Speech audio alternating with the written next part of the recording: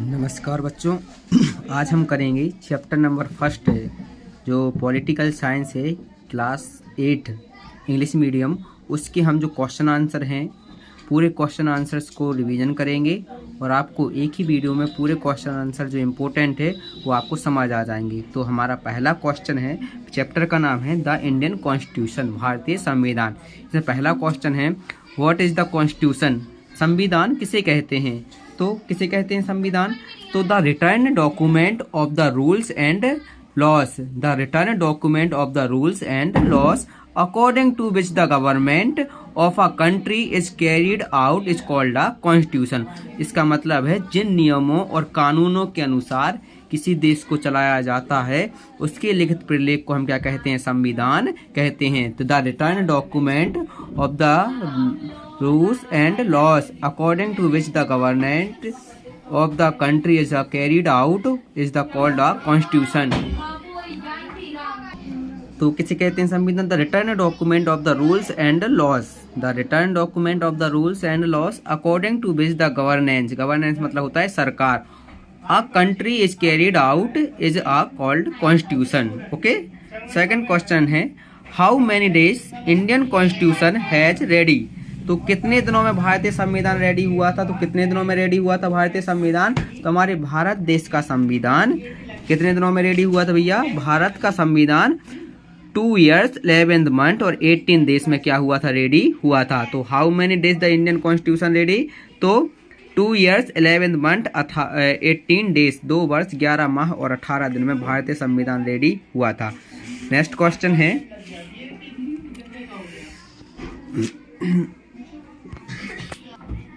When was the Constituent Assembly was formed in, Constituent Assembly को कब form किया गया था, कब इसका निर्माण किया गया था। तो कॉन्स्टिट्यूट असेंबली का फॉर्मेशन हुआ था 1946, किस मंथ में, दिसंबर में, जो अभी चल रहा है। तो दिसंबर 1946 में was the constitute assembly was formed in.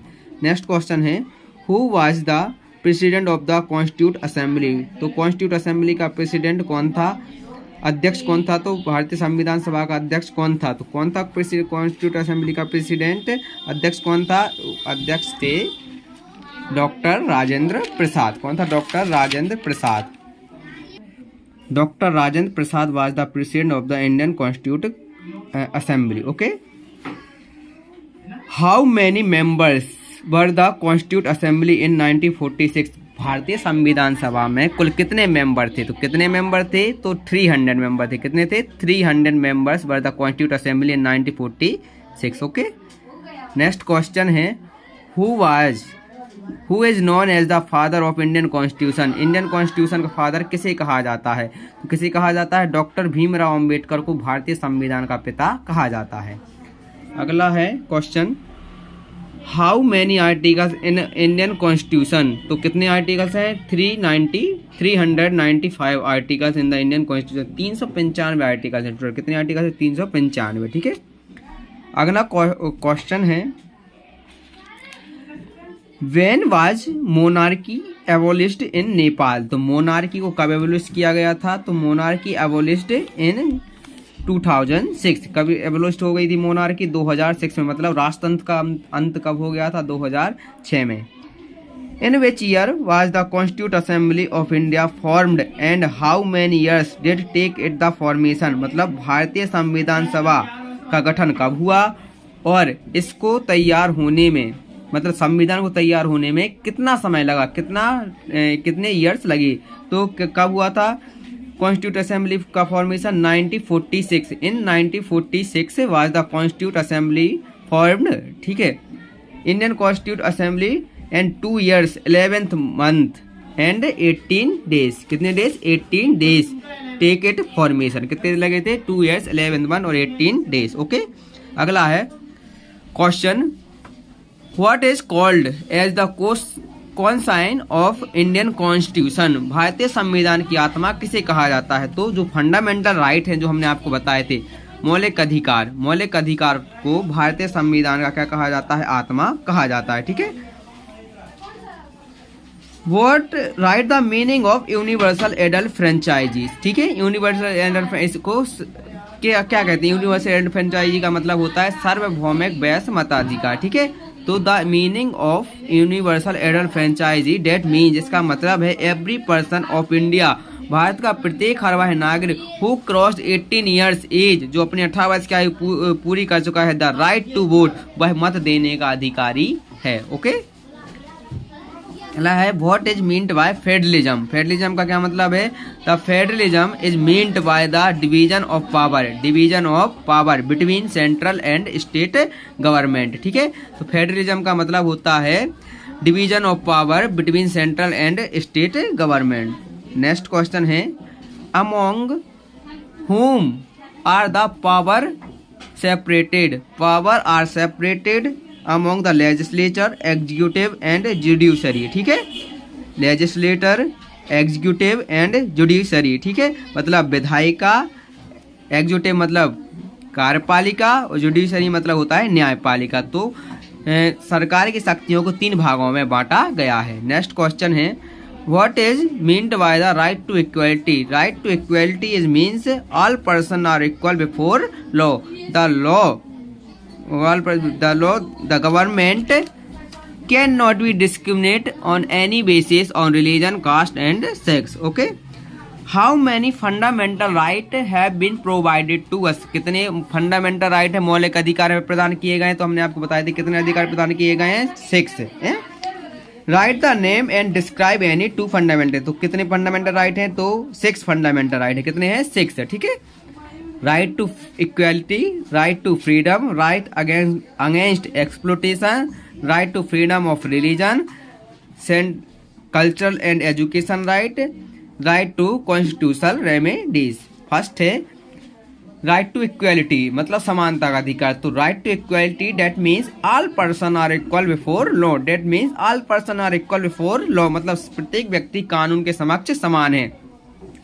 The government can not be discriminate on the any basis of religion, caste and sex, मतलब सरकार किसी के साथ भी उसकी जाति, भाषा और धर्म, रंग रूप के नाम पर भेदभाव नहीं करेगा। सेकंड है राइट टू फ्रीडम, मतलब स्वतंत्रता का अधिकार। The Indian constitution give us right to freedom, मतलब भारतीय संविधान ने हमें स्वतंत्रता का अधिकार प्रदान किया है। डेट मीन्स, इसका मतलब है every person freely move in the country, प्रत्येक व्यक्ति देश में कहीं पर भी फ्रीली घूम सकता है, स्वतंत्र होकर घूम सकता है। राइट अगेंस्ट एक्सप्लोटेशन, इसमें क्या लिखना, मतलब शोषण के विरुद्ध अधिकार। The Indian constitution give us right against exploitation, that means, इसका मतलब है कॉन्स्टिट्यूशन प्रोहिबिटेड, मतलब रोका गया है, human trafficking, employment of children under 14 years age, मतलब 14 वर्ष से कम आयु के बच्चों से काम कराना गैर कानूनी है। Right to freedom of religion, मतलब इसका मतलब है धार्मिक स्वतंत्रता का अधिकार। The Indian constitution give us right to freedom of religion, that means every person have to right to choose their religion, प्रत्येक व्यक्ति अपने धर्म का क्या कर सकता है, चयन कर सकता है, चूज कर सकता है।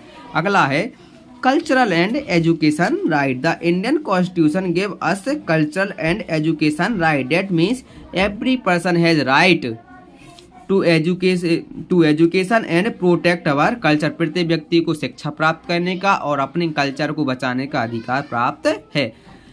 आखिरी अधिकार है राइट टू कॉन्स्टिट्यूशनल रेमेडीज, मतलब संवैधानिक उपचारों का अधिकार। The Indian constitution give us right to constitutional remedies, that means if any fundamental right have be violated, किसी भी अधिकार का हनन होता है तो बाय द स्टेट मतलब राज्य सरकार के द्वारा, person move to the court, व्यक्ति कोर्ट में जा सकता है। ये थे हमारे फंडामेंटल राइट। 5 मार्क्स का क्वेश्चन आ सकता है। नेक्स्ट क्वेश्चन है which are the key features of Indian constitution describe. तो की फीचर्स क्या है, ये भी IMP क्वेश्चन है। तो की फीचर्स हैं federalism, parliamentary form of government, separation of power, fundamental rights, secularism और इक्वालिटी। फेडरलिज्म मीन्स हमने बताया था संघवाद। Federalism is meant by division of power between central and state government, मतलब शक्तियों का बंटवारा केंद्र सरकार और राज्य सरकार में किया गया है। पार्लियामेंट्री फॉर्म ऑफ गवर्नमेंट मतलब सरकार का सरकार संसद के द्वारा चलेगी, ठीक है। The people have to provided to right to elect their own representatives मतलब व्यक्ति अपना प्रतिनिधि स्वयं चुन सकता है। Separation of power according to the Indian constitution मतलब शक्तियों का बंटवारा। According to the Indian constitution there are the 3 organs of the government, legislator, executive and judiciary, व्यवस्थापिका, कार्यपालिका और न्यायपालिका। Fundamental rights, fundamental right protect the citizens of country मतलब fundamental right देश के नागरिकों की क्या करते हैं, रक्षा करते हैं। Secularism the state can not B promote any religion राज्य किसी भी धर्म को प्रमोट नहीं कर सकता है। Every religion equal under the Indian constitution प्रत्येक रिलीजन प्रत्येक धर्म भारतीय संविधान में क्या है, समान है। Equality all person are equal before the law प्रत्येक व्यक्ति कानून के समक्ष क्या है, समान है। ठीक है। नेक्स्ट क्वेश्चन है, या आखिरी क्वेश्चन है इस चैप्टर का, why does the country need a constitution describe किसी भी देश के लिए संविधान क्यों जरूरी है। ठीक है। फर्स्ट पॉइंट है एस्टेब्लिशमेंट ऑफ गवर्नेंस शासन व्यवस्था के लिए, प्रोटेक्ट ऑफ सिटीजन राइट्स नागरिकों की रक्षा के लिए, रूल ऑफ लॉ कानून का शासन बनाए रखने के लिए, सोशल जस्टिस सामाजिक न्याय के लिए, नेशनल यूनिटी राष्ट्रीय एकता के लिए, इंडिपेंडेंस जुडिशरी न्यायपालिका की स्वतंत्रता के लिए, प्रिवेंटिंग मिसयूज ऑफ पावर शक्तियों के दुरुपयोग को रोकने के लिए, प्रोटेक्टिंग ऑफ माइनॉरिटीज अल्पसंख्यकों की रक्षा करने के लिए, rule of law the government and citizens both are required to follow the rule सरकार और व्यक्तियों दोनों को रूल का मतलब कानूनों का पालन करना चाहिए। ठीक है। पालन करने के लिए रूल्स जरूरी होते हैं।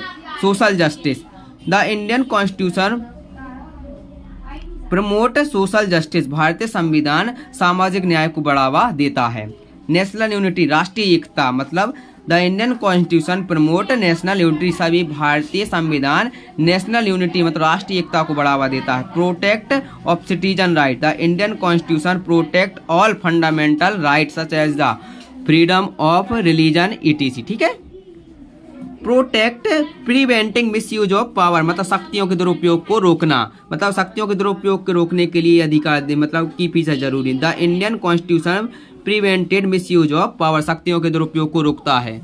Protecting of minorities the Indian constitution protect all minorities मतलब अल्पसंख्यकों की रक्षा भी करता है। ये थे हमारे चैप्टर नंबर 1 जो कि क्लास 8 का इंग्लिश मीडियम का है द इंडियन कॉन्स्टिट्यूशन, इसके IMP क्वेश्चन। Thank you.